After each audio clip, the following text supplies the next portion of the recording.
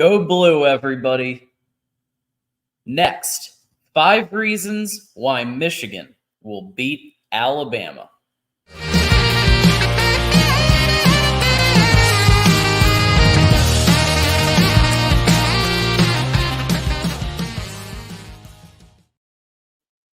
And welcome to another episode of Michigan Wolverines Live. It is Tuesday, December 26th, 2023, our 124th episode. And I hope everybody had a Merry Christmas and had some great time with friends, family, etc. I was over at my mom's last night. We had a great little holiday, made some shrimp scampi, highballs. We watched Clue, the movie. It was a great time. I was considering the other day, do we do a show? Do we not do a show? And I was like, I think that people are going to be on their Christmas hangover. They're going to be kind of coming in and maybe wanting to check out some content. And let's face it, we have a game in less than a week, maybe the largest game in Michigan's history. So let's go ahead and let's have a show and let's get to it. We may have some callers coming in later, some guests. I know there's at least one person who wants to give their Alabama take. So they might call in. We might have some people pop in at various points. But what we're going to do is we're going to give the 5 reasons that I think Michigan will beat Alabama for the granddaddy of them all, the Rose Bowl. But I want to start by encouraging everybody to please go ahead and hit the like button if you haven't already. If you haven't subscribed to the Voice of College Football, and of course, share with a friend, because if everybody sends the YouTube link out to their Discord chats, to their Facebook groups, to their friends, and anybody who is a Michigan fan who's out there, then we'll really blow this thing up and we'll have a great time. LFG, of course, encouraging people as well to hit the like button. And yes, I believe that this is maybe one of the biggest games Michigan's ever had. At the very least, the biggest, since the last 2 playoff games, and before that, probably 1 versus 2 against Ohio State. Winner goes, of course, to the national championship. All of them are up there. You guys can let me know if there are any that you would recommend. But and we do have Ballard Sports Media, so yeah, feel free to come on in after I give my 5 reasons, and you can give your take as well. Jackson, thank you for coming back. Jackson, of course, joined our Bama panel just a few weeks ago, and definitely check that episode out if you haven't already. So let's begin with the actual content here. The 5 reasons Michigan will beat Alabama. Just a reminder, it is at 5 p.m. Eastern on ESPN app on New Year's Day. So not New Year's Eve this year, New Year's Day, which means everybody can go out. They can enjoy their New Year's Eve. And you've got plenty of time to sleep it off before 5 p.m. Eastern to watch this game, which is going to be a really exciting game, I think, for everybody involved. So after watching the Ravens play against a very good 49ers team, I feel even stronger making this statement, than I did even before. But we'll begin with this. The defense since 2020, we know, has taken great strides. And, some years you have your superstars, your Aiden Hutchinsons, and some years you have more of a systematic. But regardless, we know that the Ravens defense had to go against the best rushing quarterback in the country, Lamar Jackson. Mike McDonald, of course, instituted the Ravens defense here at Michigan. Jesse Minter has honed it and carried it out the last 2 years. But we know that Lamar Jackson is a better rushing quarterback than Jalen Milroe. I think we can agree on that at least. Even the most homer of Alabama fans will agree on that. And yet, this is a defense. The whole idea, right, is you're scheming against you have to scheme against a rushing quarterback, literally one of the best. So Jesse Minter has firsthand experience, practicing against Lamar Jackson.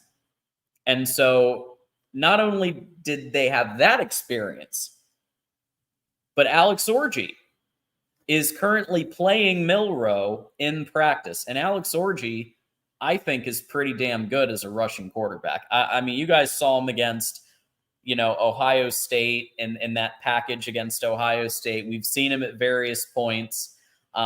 He's very good on the ground. And I think he's probably doing a pretty good job of simulating. But statistically, Michigan has the #1 scoring defense, the #2 total defense. This is a team it's not like they've played nobody either, right? They played against Ohio State, who always has, pretty tough offense, one of the best, obviously, wide receivers we've seen in the last decade. And so if you look statistically here, everybody thinks Alabama, elite defense. And at points, you may even be right. But if you look at the numbers, and the numbers don't lie, whether it's scoring, total, passing, or rushing, Michigan has at least 16, in the rankings, 16 places higher in total defense. You can make the argument that the Big Ten offenses aren't as good. Well, what SEC offenses are that great other than LSU, Ole Miss, and you could say Georgia, but I think they've taken a bit of a step back since Monken left. But either way, the Big Ten has stinkers on offense. The SEC has stinkers on offense. Can you make the argument that the SEC is probably a little better on offense holistically overall? I can go with you on that. But to make up this differential, I'm not sure. So, Alabama's going to have to prepare against a really strong pass rush. They're going to have to defend against a tough front four. And, a player like Kenneth Grant, who actually made a statement that he knows that they're bigger, they're faster than a lot of people in the Big Ten. Kenneth Grant said to our friend Isaiah Hull, "I think we finally got the formula down, ready to go. The past 2 years we've been there, so we know what it takes. But also learning off of our mistakes the last 2 years, what we did and didn't do on and off the field." So Kenneth Grant knows, he's been around the program, and he knows, that Michigan's fallen short, right? There's no doubt about that. Michigan's fallen a little short, the last 2 years. But they've pulled back the practice time a bit to actually enjoy California a little bit more. I think what they realized is that they were so focused, especially the starters, on practice, they didn't take any time to just enjoy, which, I kind of saw it the opposite in 2021. I saw people on yachts and living it up, and they seemed like they were enjoying themselves. Maybe 2022 they overcorrected, and now 2023 they found a good balance.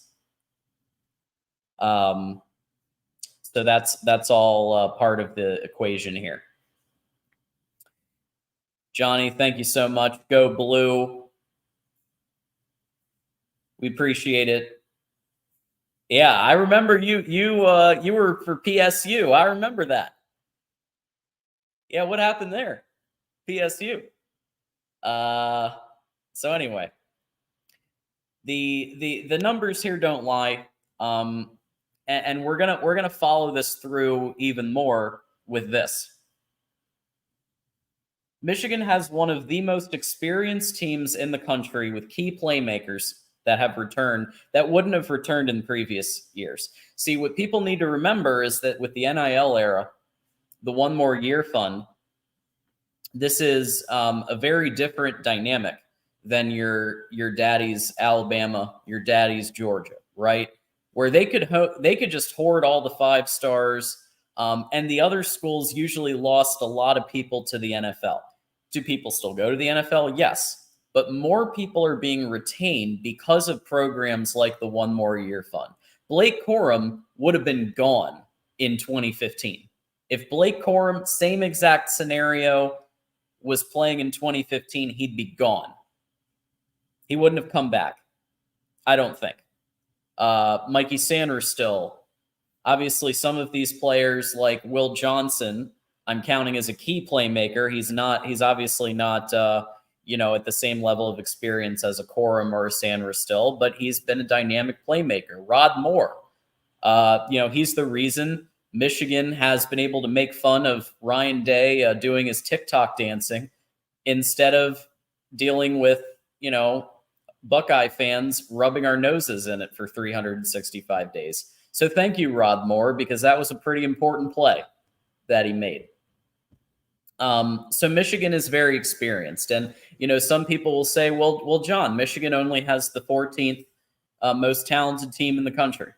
And normally you need to be number 2 or number 3 most talented in the country. Yeah. In 2017, 2018, I'd agree. In 2023, I don't think that's necessarily the case. I don't think that recruiting rankings are everything. I know some people do. I do not.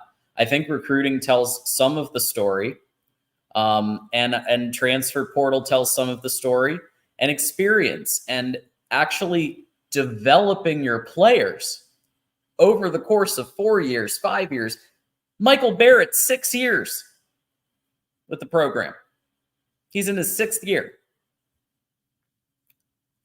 And so Alabama, who normally in this exact same scenario, if this was 2019, we saw it play out. Alabama played Michigan in 2019, and the NIL dynamic hadn't taken hold yet. And what happened? Alabama had all this talent.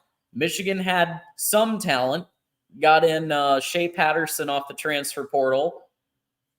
And, we thought he was going to be the next white hope of, the Michigan, right? He wasn't very good, right?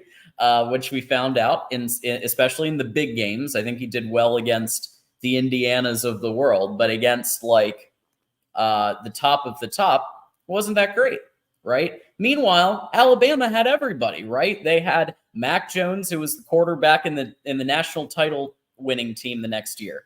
You had Najee Harris. You had Jerry Jeudy. You had Devonta Smith. I mean, the Heisman winner, right? You had all of this talent. And this year, it almost feels like not quite the opposite, but it certainly feels more balanced than it ever felt in previous. So I think you just got to look at all that when you're kind of factoring it in. We had our Alabama panel here.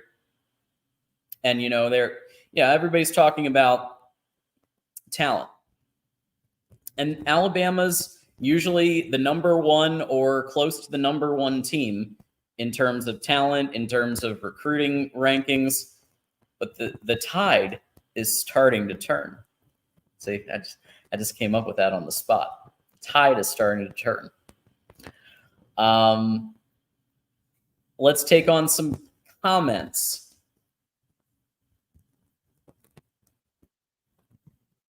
And reminder that you can also leave a holiday super chat to thank us and obviously support the work that we do. And Mark and I would appreciate that if you leave a super chat, and that would definitely be the first thing that we read on screen. I hope Michigan throws short all game on early downs. I would expect to see a lot of short throwing to Colston Loveland. You're going to probably see more pre-snap motion. You started to see that a little bit in the later games against Ohio State, Um, not as much against Iowa because you didn't need to. You can beat Iowa basically pounding the rock. But at the end of the day, Colston Loveland's going to be a key person to watch in this game. There's no doubt. The only team that's even tried to contain Colston Loveland and AJ Barner is Iowa. They actually did a pretty okay job at containing that automatic pass attack to the tight ends.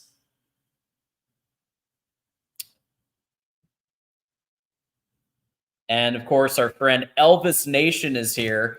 Does a great job with the Elvis Presley channel. You can check it out on YouTube. Reason number 2 is helping allay my fears about this game. P. Maximus, of course, says losing Zinner really hurts, and it does. I would say that Carson Barnhart at right guard is probably a good idea, and Trente at right tackle seems like he's assumed his rightful position at right tackle. And do I think it's going to be a bit of an issue? Yes. Do I think it's going to be absolutely annihilating? No.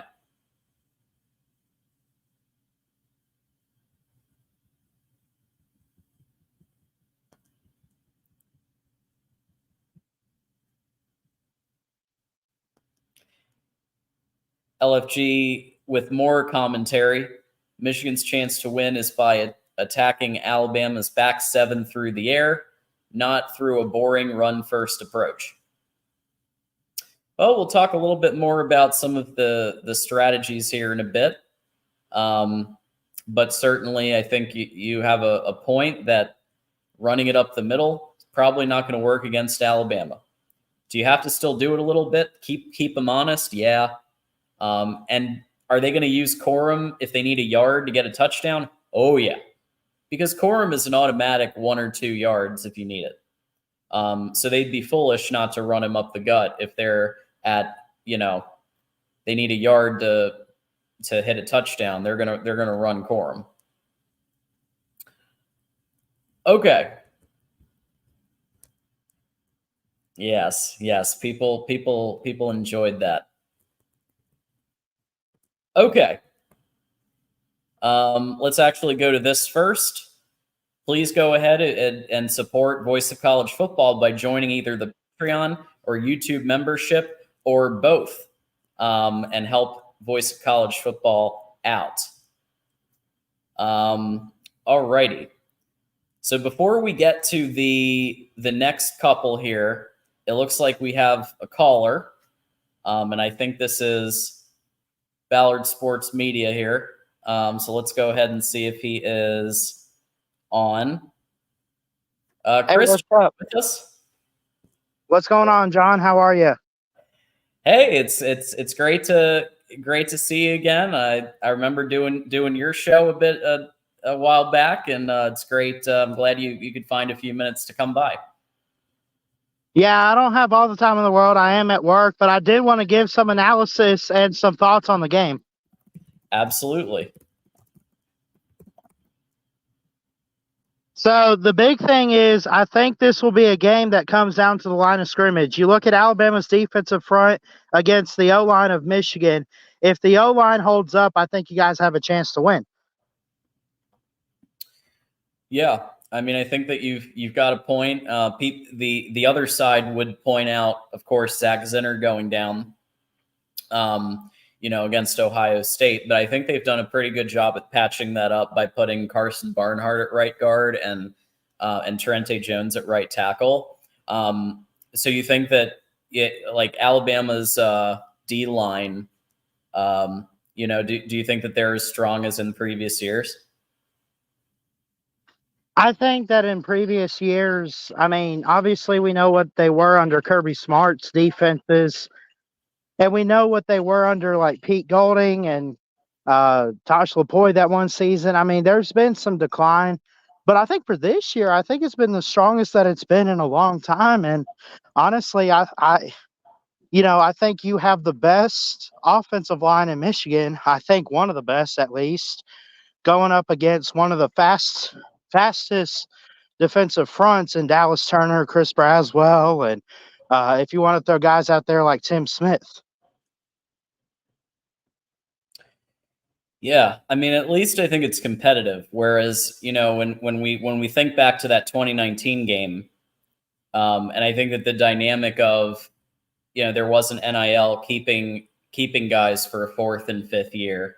So a lot of teams that weren't named Alabama or Georgia, lost a lot of their valuable talent to the NFL. Whereas now you're seeing more and more players deciding to stay another year because NIL packages are being put together that are at the, $1 million, $2 million NIL packages. And, unless you're going in the first, 15 or 20 in the draft, you could get an NIL package, which might at least come close to your signing bonus. Right. So because of that, I think the 2019 debacle, and granted, it was close in the first half, but then you guys did your Alabama thing in the second half and put on the gas a little bit. Yeah, for sure. I mean, I think that NIL has kind of played a factor big ways in college football, but I think play. Uh-oh. Well, we hope Christian comes back because that was a good start to the conversation there. So we'll let him come back in if he wants. But while we wait, we'll go to our next reason why I think Alabama and Georgia, or Alabama, has actually shown sign of weakness. So if we'll start with Alabama, and I'll tell you why I'm bringing up Georgia here in a second. So if we look at the schedules, and we'll start with Alabama's schedule, right? So Alabama obviously had a strong showing as expected against Middle Tennessee. They did lose to Texas. And then they squeaked one out against USF. They finally made the decision to go over to Jalen Milroe full time. And they started winning, but it was close against A&M, who, fired their head coach. It was close against Arkansas, not an amazing team this year. They did beat LSU I think that was probably their best win until Georgia. But they squeaked one out against a team called Auburn.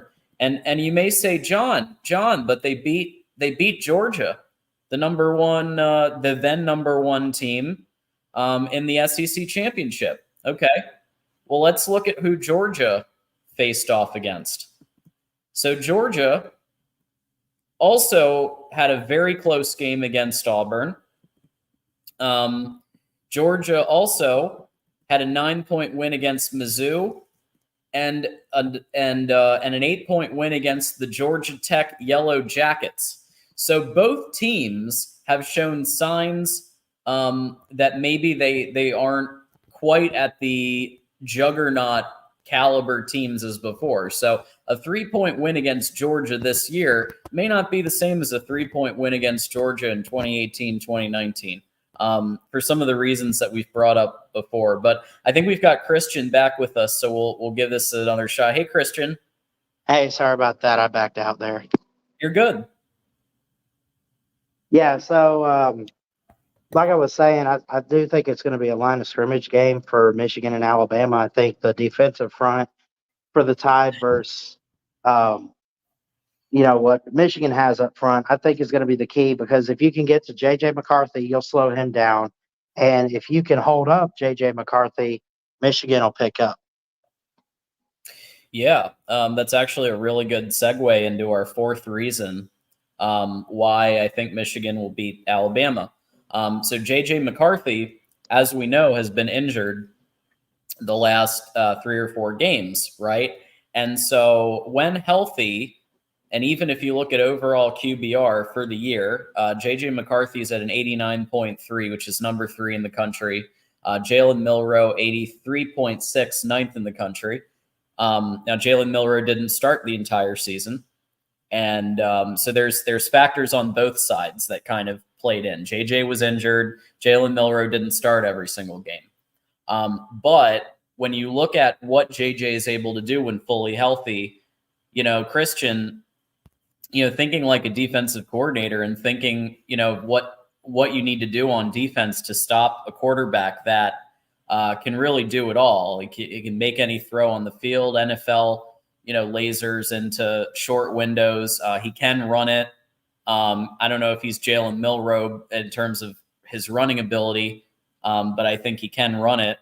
And so when you're dealing with a quarterback that can do all of those things, and he's got the experience behind him, I mean, how do you, account for somebody like that? Yeah, I mean, you talk about what Jalen Milroe can do on the run with his legs, and then you mentioned JJ McCarthy is able to do it too, but not to the type of caliber that Jalen Milroe can. But I think the big thing is how do you defend it, and you got to blitz, you got to, you know, it's all about. I'm telling you, this game comes down to lines of scrimmages, and Mm-hmm. as it's a big deal. We've kind of seen defense come back a little bit in college football, but at the same time, offenses are not going away, and quarterback play is getting very serious in the game today. And I think that you're going to see that with McCarthy, with Milroe, and how you defend it. I mean, I other than saying just blitz them, I really don't know because you got to just play fast on defense to keep up with the pace.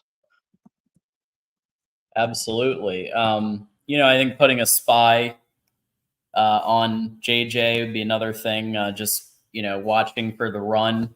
Obviously, if Alex Orji comes in, then you definitely want to spy him because you're almost guaranteed to have a run if Alex Orji's coming into the game. What would you say, just from Milroe's perspective? Because here's what I've seen from Milroe just in watching all these games so far is that he can run, and his deep ball's actually pretty good, but the short and medium ball has been a bit of a struggle at times. I mean, you think he's doing a lot of that in practice with Nick Saban and Tommy Rees? Yeah, I think they're definitely trying to work on that because you got to be able to play the game. You got to play fast, but you got to play safe. And throwing the deep ball every single time is not going to work, especially against the Michigan secondary and the defense. He's not going to be able to come into this game where he could throw the deep ball 90 times a game and be Yeah, okay. It's not going to work. I think that they're trying to work on getting to the receivers. I think they want to get him more comfortable with just throwing a pass. Just throw a pass. That's yeah. it. Over the middle, quick short route. Maybe, maybe take off with your legs if you have to, but it's not he is not what Tua was. He's not what Bryce Young was. He's Jalen Milroe. Nothing wrong with that, but obviously he's got his own set of tools that he can take advantage of in this game. Yeah, absolutely. And maybe it's a matter of working on tight end play for Jalen Milroe and going to your third wide receiver option, because I can tell you right now the first wide receiver option is probably going to be covered by Will Johnson, and that's probably going to be, who would you say your first wide receiver is? I would go. There's a couple guys. I'd say it's either Isaiah Bond or Jermaine Burton. I would probably Yeah, lean more towards Burton though. Burton. That would have been my guess. Burton. So they'll probably put, my guess is they'll put Will Johnson on Burton. So that's going to be really, really tough. So I would say, if I were Nick Saban, and that would be wonderful because he's doing pretty well for himself. But I would be looking at, actually practicing a lot with your tight ends, with who's your slot receiver, because they're going to put, Will Johnson's very tough. He's an interception machine. Even Marvin Harrison Jr., who I would say is probably one of the best receivers we've seen in college football in the last 5 to 6 years, at least. Will Johnson was able to beat him and pick off a ball. And, obviously Sanders still is also somebody to look out for, because those two, they can just pick you off like it's nothing. So if Milroe is going to try the deep ball, and granted he can throw a sweet deep ball. I saw the miracle against Auburn. I saw that final play, and I couldn't believe it. It was really good. But like, I could see that easily getting picked off by Will Johnson if that was against Michigan. Auburn doesn't have a Will Johnson or Mike Sanders still in their secondaries. They don't. But I don't. First off, I don't think we're going to have a 4th and goal from the 31 in the Rose Bowl. But it was good. I mean, he has improved so well on the deep ball this year. It's insane, man. And they're already putting out Heisman odds for him next year. I can't wait to see what he does. But you got to be able to throw the deep ball in this game. I would not be surprised if it is a shootout, but also I expect a defensive game. I agree. So we had, I don't know if you saw, we had the Alabama panel a few weeks ago. So we had Jackson Johnson and Tide Guy and Jeffrey from Only Talk Sports, and they all predicted a 3-point Alabama victory. And I'm predicting a 3-point Michigan victory, 24-21. Where do you stand? I mean, do you have a similar look at it? I'm going to say it's a little bit closer than 3 points. I'm going to say I think it comes down to the Alabama defense late. I think we win by 1 point. I'm going to say 31-30. Wow. Okay. I can see it. I mean, honestly, like that's the thing about this game. What I like to hear is that, the people who are really following this stuff, and what I mean is people like you and people like our panel from a few weeks ago, they look beyond surface level. I feel like a lot of people in the media, the big the capital M media, they're just looking at Alabama as a traditional brand, and they think Michigan doesn't have a shot in hell, really, of winning. And I actually think that's take number 5. That's reason number 5 why I think Michigan will win. Almost no one thinks Michigan will win, except for people who are really following this stuff at Voice of College Football, yourself, the Alabama panel, and of course our regular listeners of Michigan at the Voice of College Football who follow this stuff really closely. But if you listen to just the noise and the shows out there, it feels like Michigan is 14-point dog. The way some of these talking heads are going, and I just think that's really good for Michigan, because Michigan is not very good when they have the advantage. I actually think that this whole Florida State thing worked in Michigan's favor in one way, because Michigan would have had to deal with for weeks if Florida State was, our opponent. That Michigan's expected to win. Florida State doesn't have their quarterback. They squeaked one out against Louisville, and that would have been the narrative. And it's a possibility that the same thing happened. Michigan has happened against TCU last year. They go in and they lay an egg.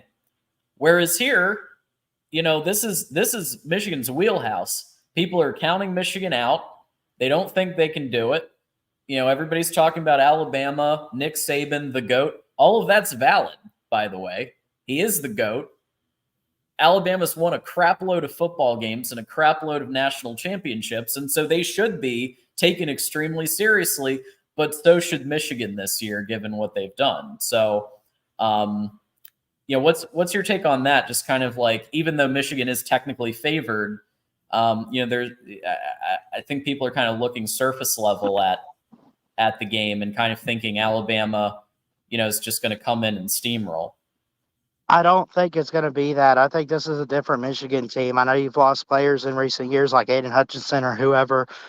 Um, I don't think it's going to be steamrolled. It could happen. I don't think it's going to happen because I just think that I think if anything's distracting Michigan is the nonsense of the sign stealing scandals this year.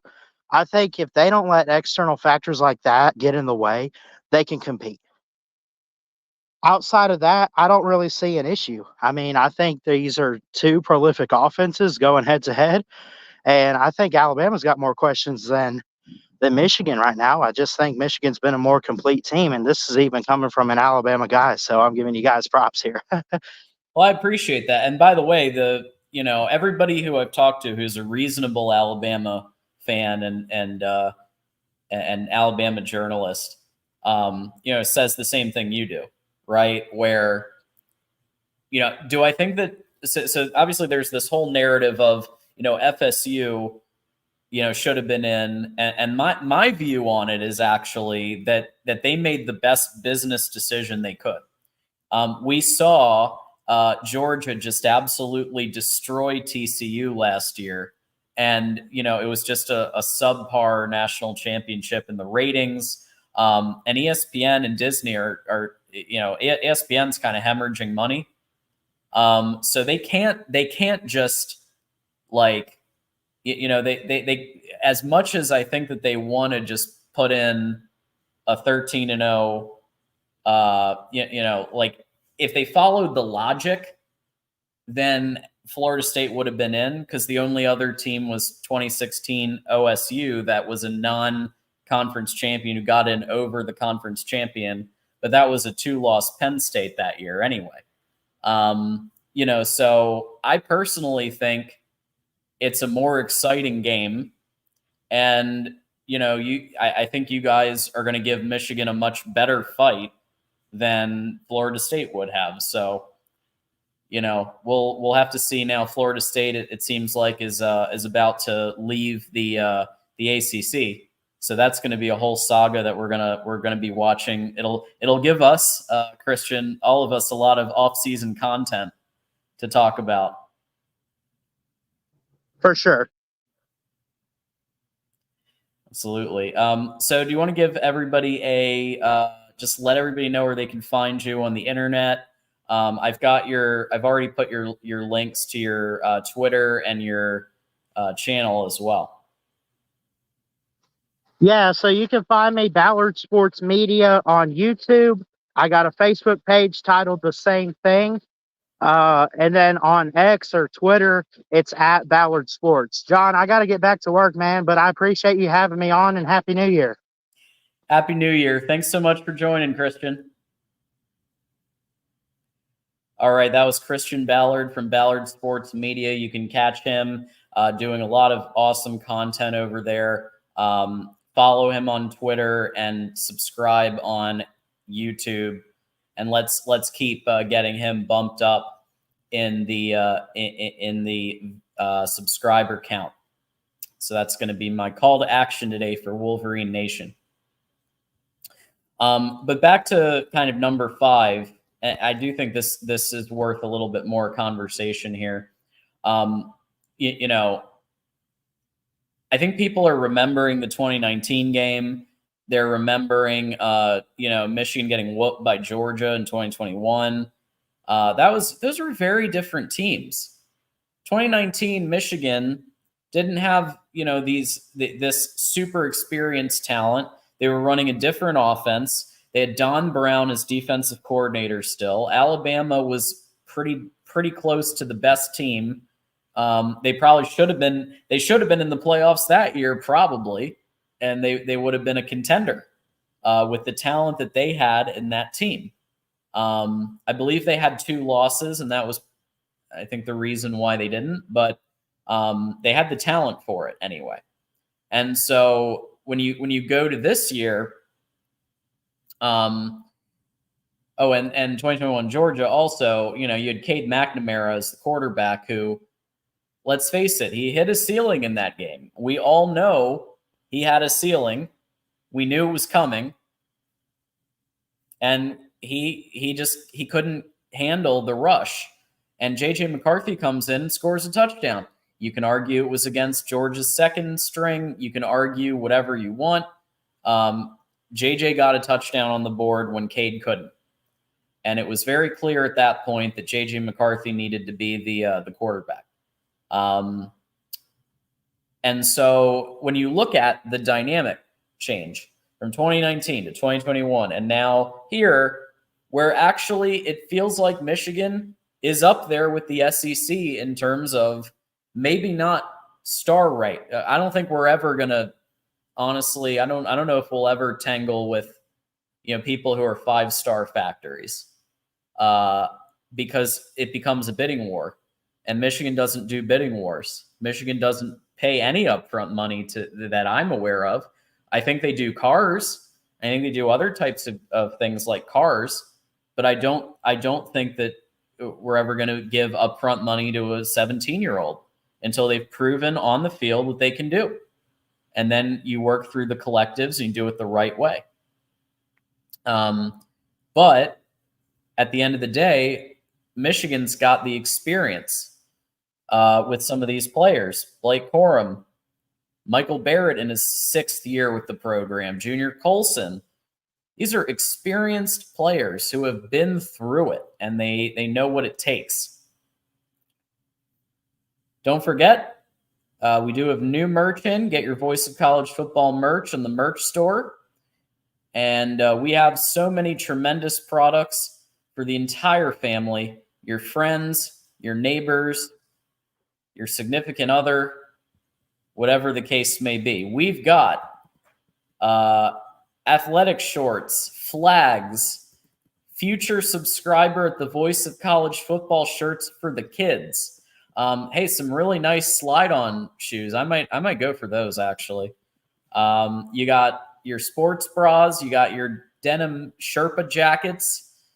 You got your visors, your crop tees.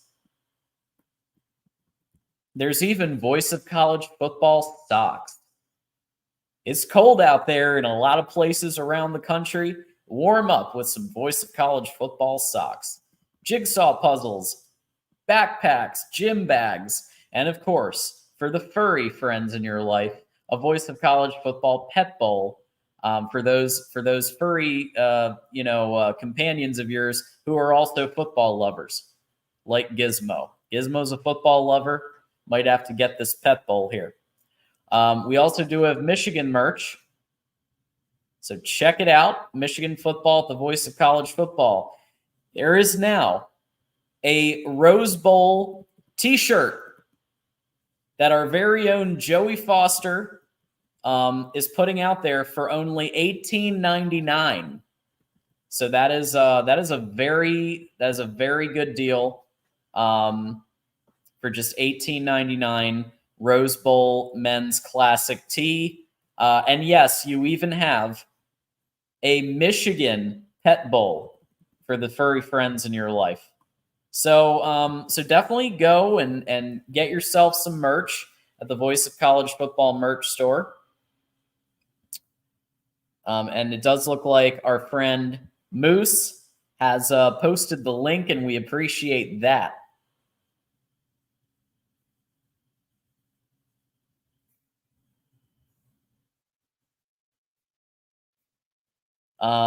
Let's see here.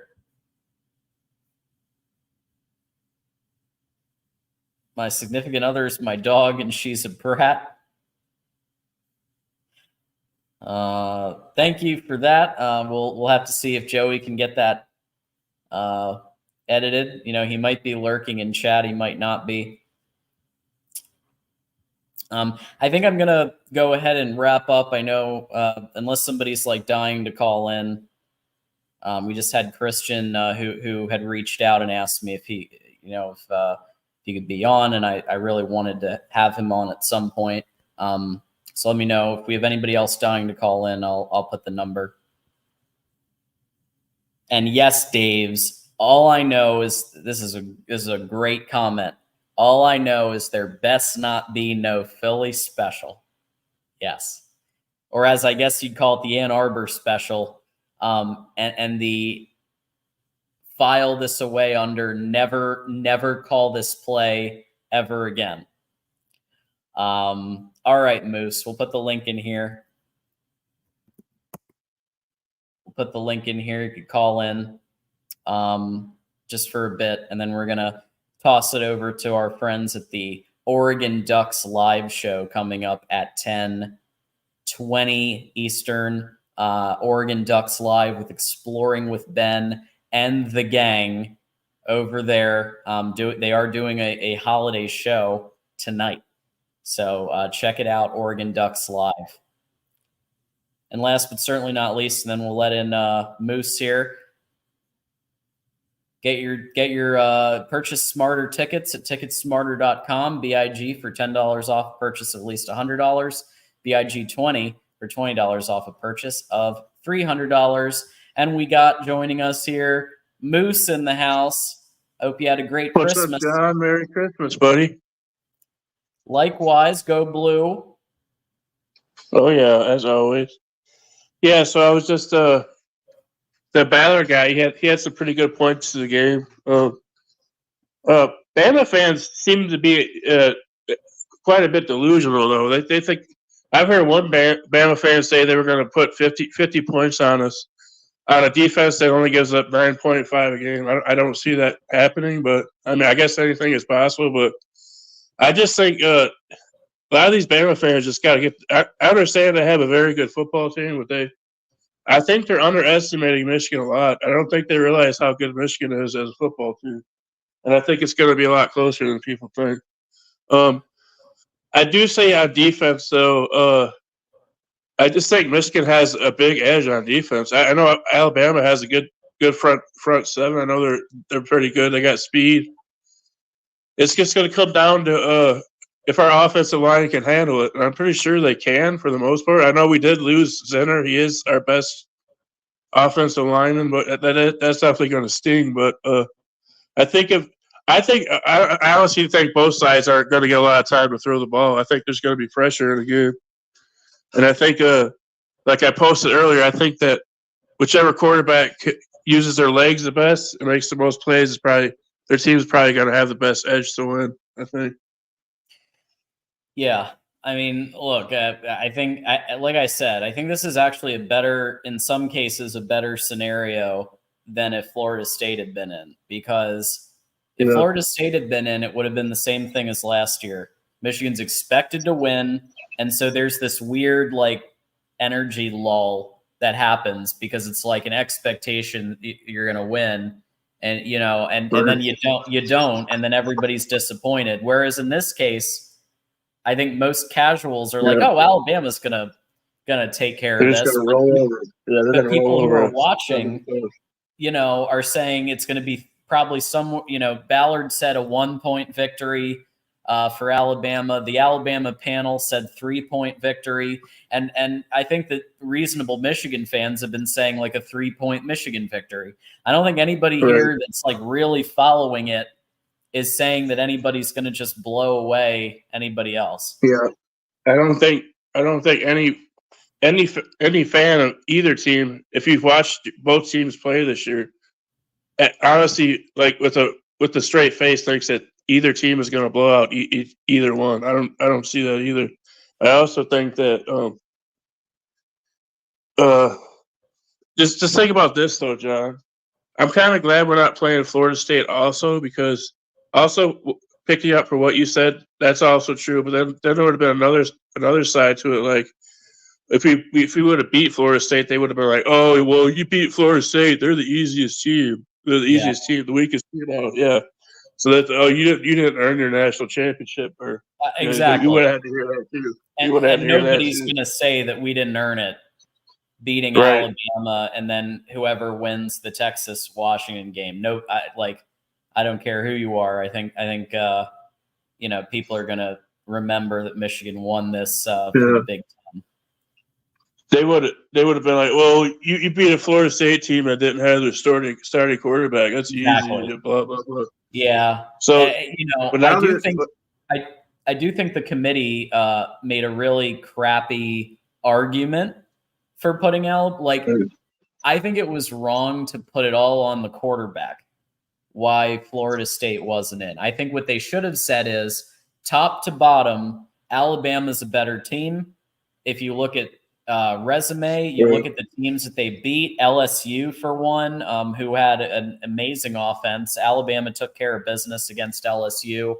Obviously Florida State beat them too by a decent amount, but obviously Alabama, it's just throughout the year, they've had good wins. They've also had squeakers, but I think it was wrong to say we're putting it all on Travis. Like it's all on the quarterback.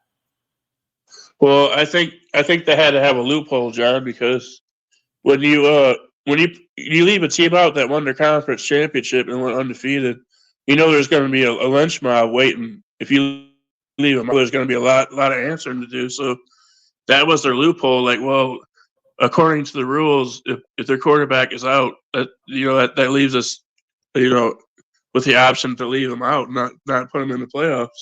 Mm-hmm. And that's probably what happened.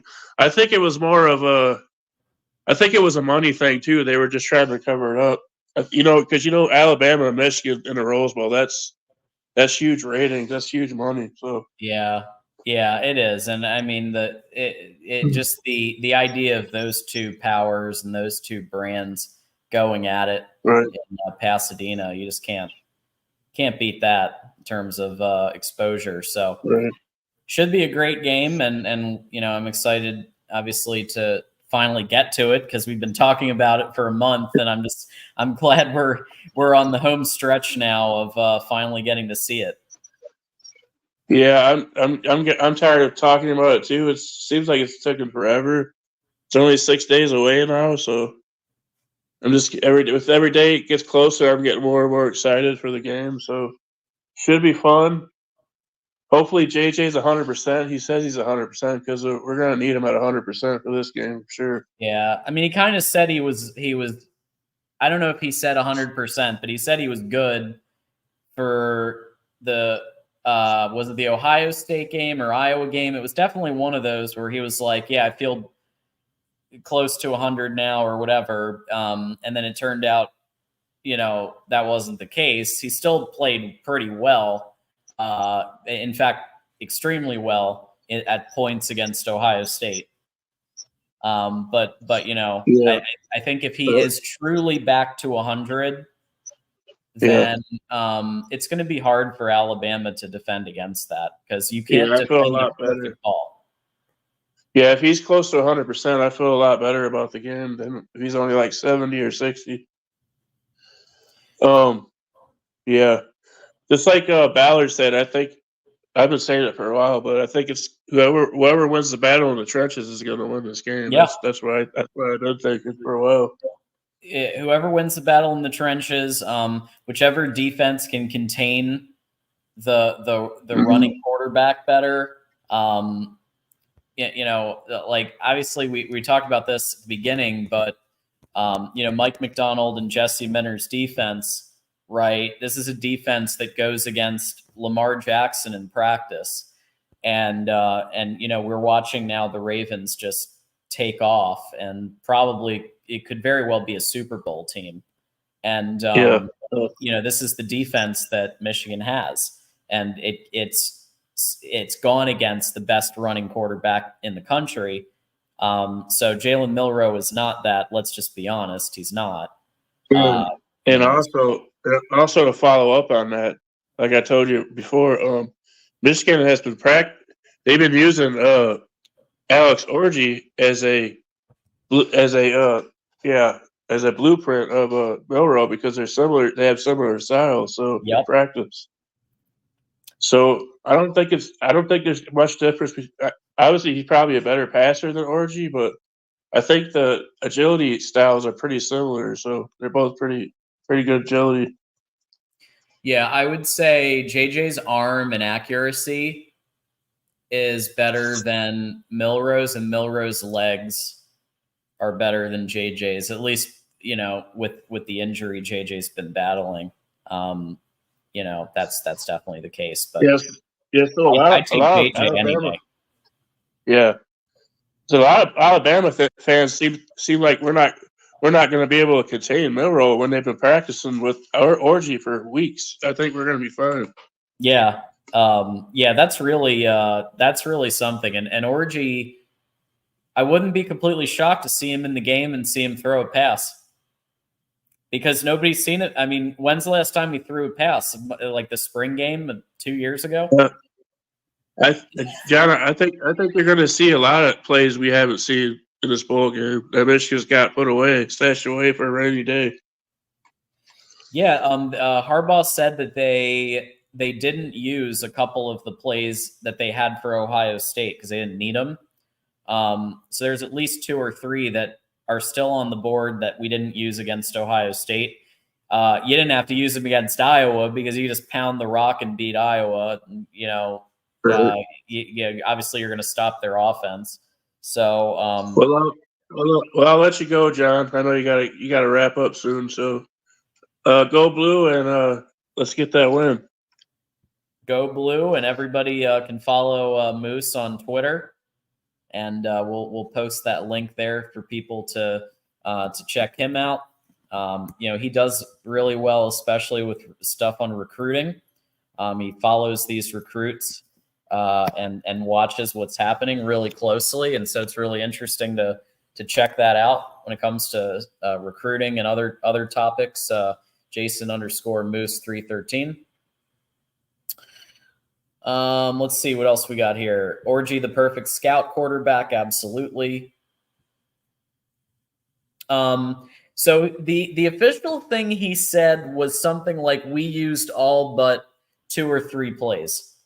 So I'm taking it to mean there are still 2 or 3 plays that we designed for Ohio State we didn't use because we didn't have to. And yeah, he didn't say we didn't need them. I kind of threw that little dig in there. But I'm reading between the lines that there's still a few plays we didn't use against Ohio State that we probably will against Alabama.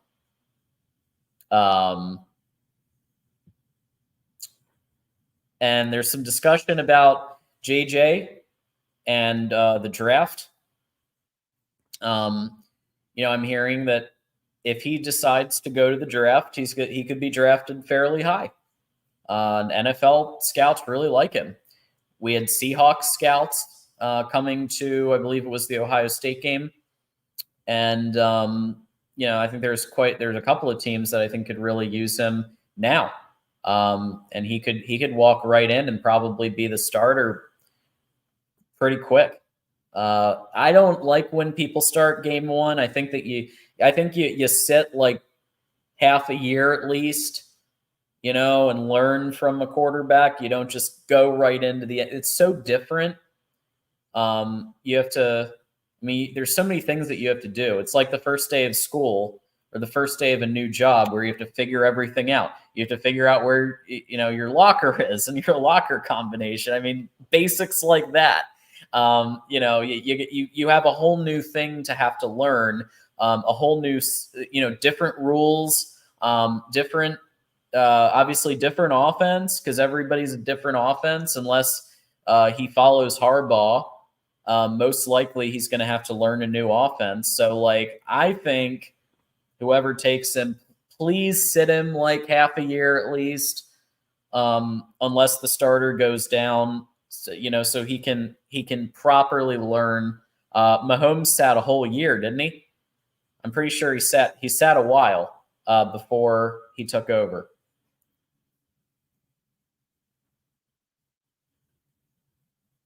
We also do have Michael Wheatley, our resident Maryland fan, who's here. And Maryland, I believe, has a bowl coming up pretty soon, right? And I heard Talia's not going to be playing in the bowl.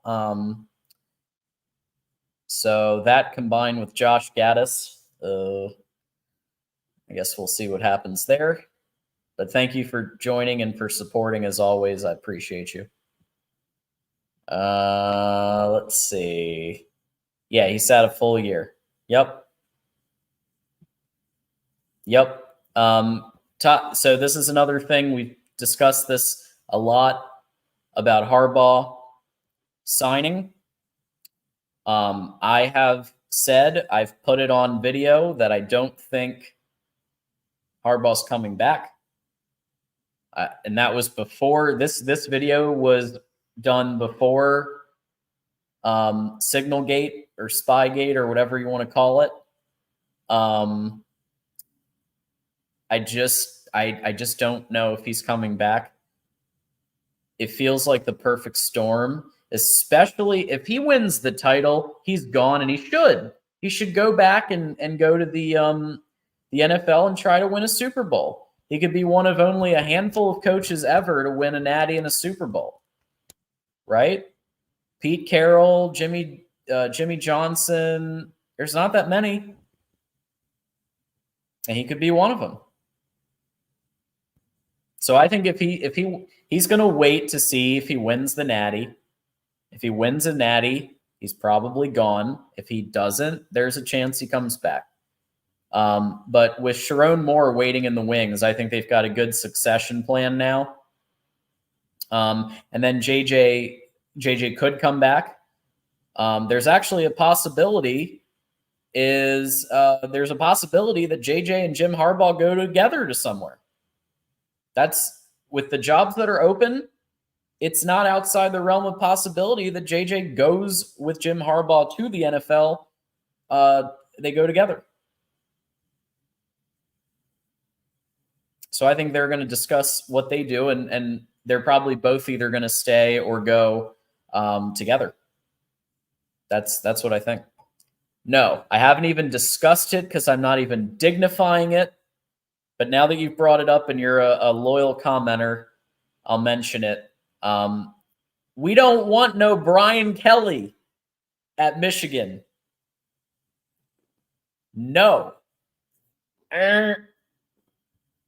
No. We got Sharon Moore. We good. And look, if you're going to make an outside hire, there's a guy named Jedd Fisch. Okay? I would consider him, if you're going to do an outside hire, Jedd Fisch. But no. Brian Kelly has won as many big games as Sharon Moore has. Hasn't he? Brian Kelly beat Alabama one time, and Sharon Moore beat Ohio State. They both have one, right? And Sharon Moore is an interim. He's not even a full head coach yet.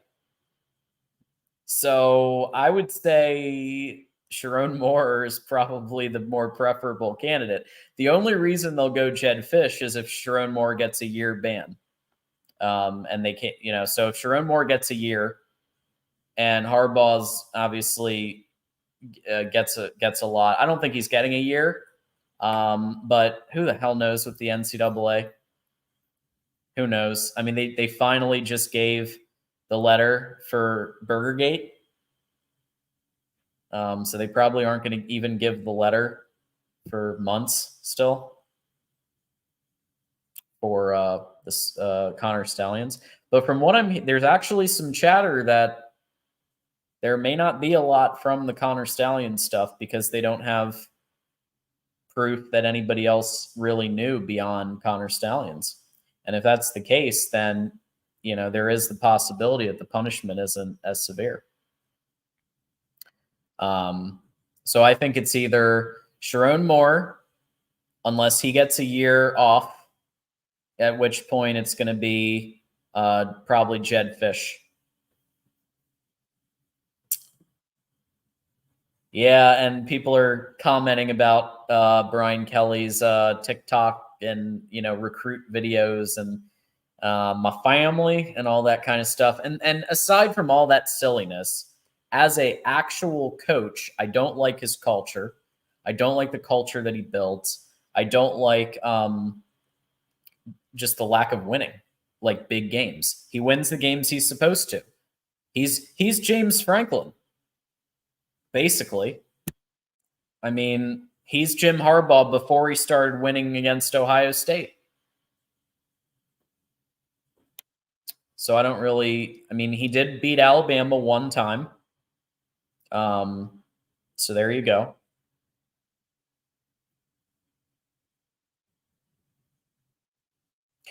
I mean, I think he's going to get the job, though. Like, I mean, I think they're setting it up for him to get the job, because he was given the official interim head coach. They didn't do the musical chairs again.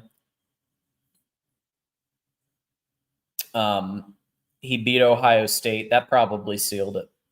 When he beat Ohio State as an interim, he was. I think that cemented that he was going to be the next head coach. You could say Jed Fish would, like, I would, if I had the official, if I was Santa Ono, hopefully Ward Manuel GTFO soon. If I'm Santa Ono, I'm saying I'm at least looking at Jed Fish before making a decision. I'm interviewing both of them. I'm interviewing Sharon Moore. I'm interviewing Jed Fish. See what his plan might be. If he came to take over the Michigan program, what would he do? Would he keep a lot of the coach? Because if Jed Fish is going to say, I'm going to keep a lot of the coaches, then that would probably be worth looking at. Because, anybody who's been part of the winning culture, but isn't like directly tied to Stallions, I think you got to look at keeping them. I get it. But Sharon Moore had a few pivotal head coach decisions that helped determine that game. Sharon Moore made fourth down decisions to win the game. Ryan Day made fourth down decisions to not lose the game. Sharon Moore outcoached Ryan Day by definition of what head coaching duties are. So I would actually say you're right. The team is awesome. But I disagree that any assistant could come in and beat OSU. Like, I don't know if I could have made some of the calls that Sharon Moore had to make. It would have been very tempting to kick a field goal in a couple of spots. Sharon Moore played to win, and he's got that dog. Gaddis, yeah. Yes.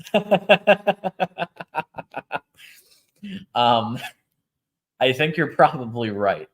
Mike Ford. Okay. We're 10 minutes over, but we're having fun here.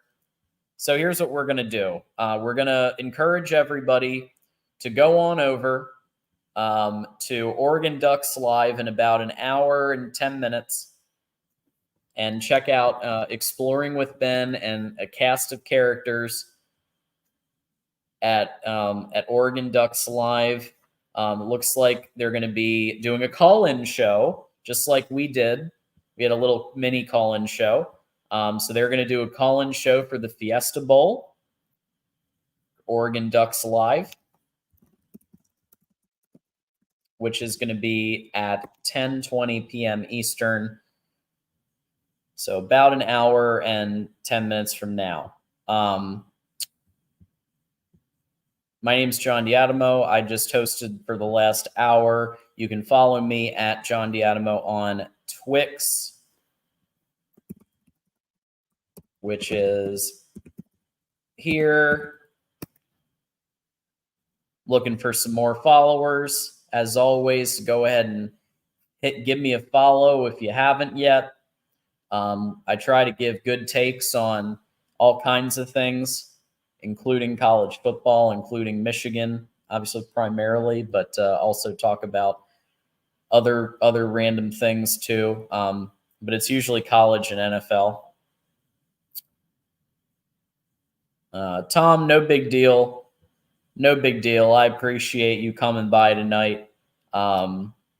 If you want to go over and hit the like real quick on theirs, just give them a little support that way, and then they'll appreciate that too. You hit the like button over there.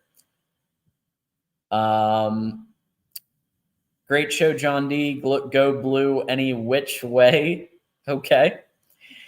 Thank you, and go Blue. And so I'm going to wish everybody belated Merry Christmas since we were off. Since I was, I only was on Mark's thing for like a second yesterday to be in chat. So Merry belated Christmas, Happy New Year.